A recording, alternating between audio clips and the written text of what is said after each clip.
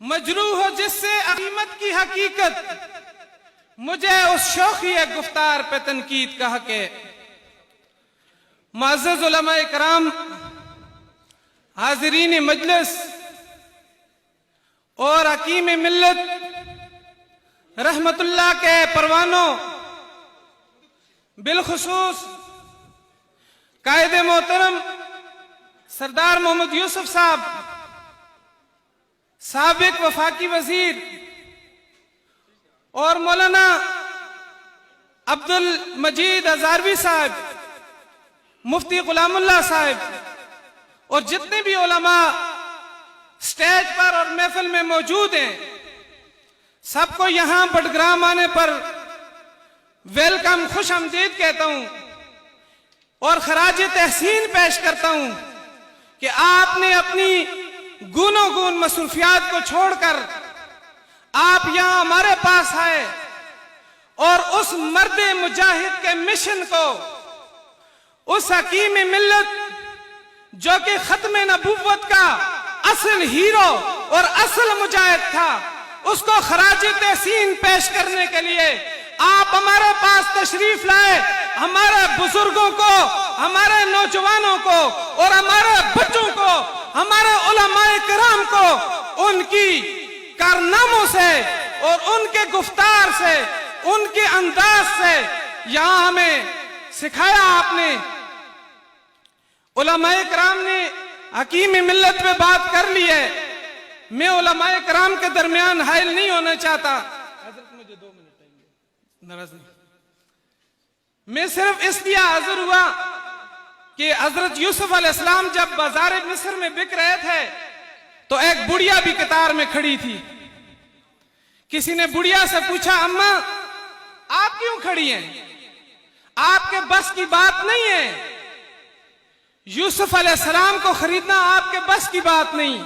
बुढ़िया ने कहा, मुझे पता है, लेकिन मैं इसलिए खड़ी हूं ताकि क़यामत के दिन यूसुफ के खरीदारों में मेरा नाम आ जाए।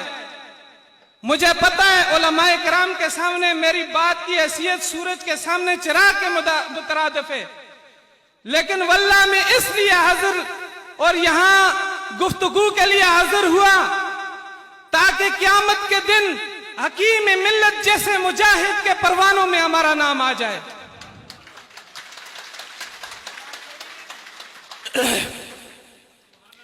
यकीनन मैं जुर्रतमंद लोगों से मुखातब हूं। यकीनन मैं उन लोगों से मुखातब हूं जिन्होंने मां का दूध पिया है। मैं उन लोगों से मुखातब हूं जो किसी दौर के अंदर जुल्म और बर्बरियत से डरे नहीं, झुके नहीं। क्यों? इनके पीछे हकीम मिल्लत का हाथ था। हकीम मिल्लत वो दर्स दे के गए, हमें झुकने का दर्स नहीं दिया, हमने बिकने का दर्स नहीं दिया। मैं इन लोगों से मुखातब हूं जो खुद ना किसी के गुलाम थे, ना रहेंगे इंशाअल्लाह। मैं आपको एक मिसाल देता चलूं, किसी सहाबी और रसूल की नहीं, किसी वली, कुतुब और अब्दाल की नहीं, बल्कि मैं एक आम फर्द की मिसाल देता हूं जो मुगलिया दौर के आखिरी बादशाह थे, बहादुर शाह जफर की मिसाल देता हूं।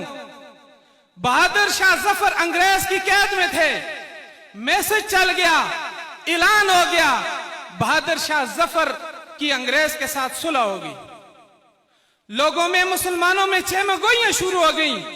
बहादुर शाह जफर किस चीज पे बिक गए?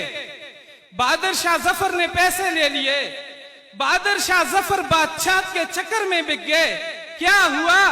हमारे मुसलमान रहनुमा को क्या हो गया? जब बहादुर शाह जफर को अंग्रेज के हुजरे में पेश किया गया, वहां उनके सामने बहुत से बर्तन रखे गए। हजरत तनावल फरमाए, बहादुर शाह जफर जब एक बर्तन का ढक्कन उठाते, बेटे का सर नजर आता, दूसरे बर्तन का सर उठाते, नवासे का सर नजर आता, तीसरे बर्तन का सर उठाते, दूसरे बेटे का सर नजर आता, यहां तक कि उनके सारे खानदान को अंग्रेज ने कत्ल करके इस्लाम को और इस मिशन को दबाने की कोशिश की गई, लेकिन बहादुर शाह जफर अंग्रेज के सामने झुका नहीं। और ये हमारे हकीम मिल्लत रहमहुल्लाह, ये इन्होंने जो पौधा लगाया है, इंशाअल्लाह क़यामत तक उसके फूलों से, उसके फलों से इंशाअल्लाह हमारी ये अहले इस्लाम मुस्तफीद होते रहेंगे। मैं ज्यादा देर आपकी गुफ्तगू में हायल नहीं होना चाहता। हजरत भी बार बार इसरार कर रहे हैं, कहना तो बहुत कुछ चाहता था, लेकिन हजरत उलमाए कराम खुसूसन सरदार साहब भी मौजूद हैं, वही कहेंगे। तो इसी शेर पे इक्तफा करूंगा। फना फिल्लाह की तय में बका का राज मुज़मर है, जिसे मरना नहीं आता उसे जीना नहीं आता। गुज्जर कौम की गोजरी जबान में तारीखी और मालूमाती वीडियोस देखने वास्ते यूट्यूब पर गुज्जर वर्ल्ड गोजरी चैनल जरूर सब्सक्राइब करो।